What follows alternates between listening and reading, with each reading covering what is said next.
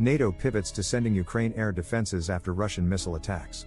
NATO defense ministers are gathering in Brussels this week, and sending air defense systems to Ukraine will be at the top of everyone's agenda, the U.S. ambassador to the alliance told reporters Tuesday.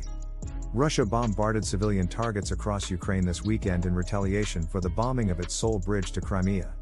Moscow struck a dozen cities, including Kyiv, hitting children's playgrounds and pedestrian bridges, primarily using air-launched cruise missiles. The attacks have so far killed at least 14 people and injured another 100. Meanwhile, Moscow has been deploying Iranian drones against Ukrainian soldiers and civilian infrastructure, with devastating effects. During his video address to the G7 summit on October 11, Ukrainian President Volodymyr Zelenskyy said Ukrainian military intelligence showed Russia had ordered 2,400 Iranian Shahed-136 kamikaze drones.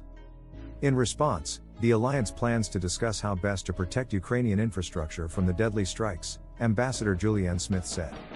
Air defenses have emerged as the likeliest delivery in the near future. We are now shifting again to air defense, Smith said in a briefing organized by her office, noting that in previous phases, NATO's response centered on what Ukraine needed at specific moments of the war, namely munitions and coastal defense. Air defenses will form the crux of the conversation tomorrow, the first of 2 days of meetings at NATO headquarters in Brussels. The events will include a meeting of the NATO defense ministers, as well as the Ukraine Defense Contact Group, a gathering of military leaders headed by U.S. Defense Secretary Lloyd Austin. The challenge: the West has few air defense systems available for immediate donation, said Tom Carrico, a senior fellow with the Center for Strategic and International Studies. For example, Ukraine has asked for the U.S. Patriot missile defense system, but Washington has repeatedly said no due to the relative scarcity of the system, among other reasons. Other immediate possibilities include the German infrared imaging system TAIL, a short to medium-range infrared homing air-to-air missile, or the U.S. counter-rocket, artillery, mortar system. Israel's Iron Dome would also fit the bill, but Tel Aviv is expected to nix that proposal. There's nowhere near enough to go around, Carrico said.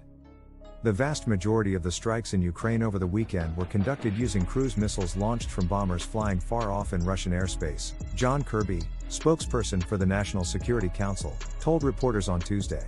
Ukrainian air defenses were able to shoot down some of the incoming missiles, Kirby said, but noted that there is no one silver bullet weapon system to counter the threat. The U.S. military still has not fully solved the problem of how to protect its own people from missile and drone attacks, particularly in the Middle East. Iranian drones and cruise missiles pose a continuous threat to American personnel and infrastructure. The West could MacGyver together an air defense solution for Ukraine by combining different capabilities, Carrico said. But the question is what the different countries will be willing to give up from their own supply. We and the Ukrainians are now paying the cost of the last 2 decades of inattention to air defense and cruise missile defense, Carrico said. We've taken air superiority for granted for way too long, and this is what it looks like when you come up against an enemy with lots of air and missile power.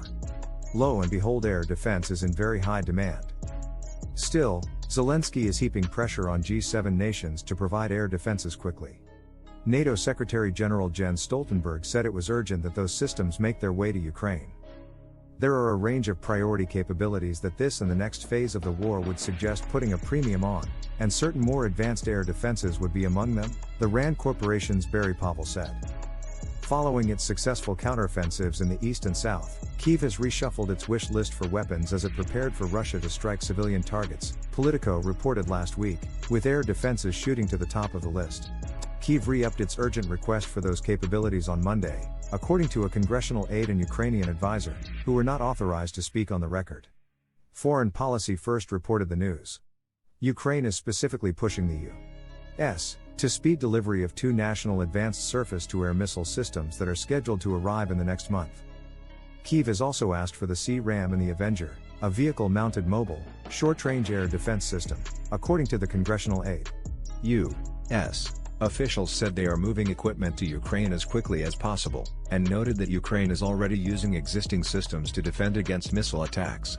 For example, a video on Twitter showed the Ukrainian army shooting down an incoming cruise missile with the shoulder-fire-to-glass surface-to-air missile system.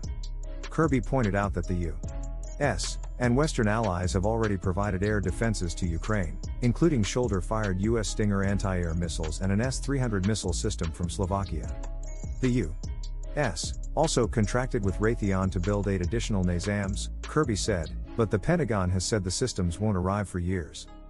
We will continue to work with them on additional needs going forward, and that would include continuing to talk to them about additional air defense capabilities, Kirby said. I don't have any other announcements to make. Lawmakers also called Tuesday for the Biden administration to send more sophisticated weapons to Kyiv immediately following the barrage of Russian missile attacks. Senator Jim Risch, Republican Idaho, urged Biden to send longer-range air defenses and fighter jets. Putin's barrage of strikes on civilian structures in Ukraine today, including a children's playground and water and electric plants, is proof that Russia is a terrorist state committing acts of genocide, Risch said in a statement. Better arming and equipping of Ukraine will help save lives and give Ukraine the capacity to end this war faster. The Biden administration can and must do more to defend Ukraine. Meanwhile, Rep.